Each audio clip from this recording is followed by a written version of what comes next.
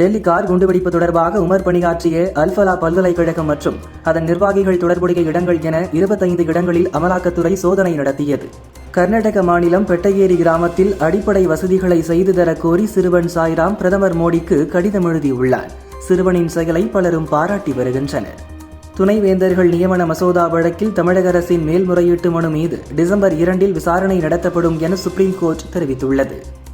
2025-26 கல்வியாண்டில் அமெரிக்க பல்கலைக்கழகங்களில் புதிய சர்வதேச மாணவர்களின் சேர்க்கை 17% சரிந்துள்ளது என சர்வதேச கல்வி நிறுவனத்தின் ஆய்வறிக்கை தகவல் தெரிவிக்கின்றன.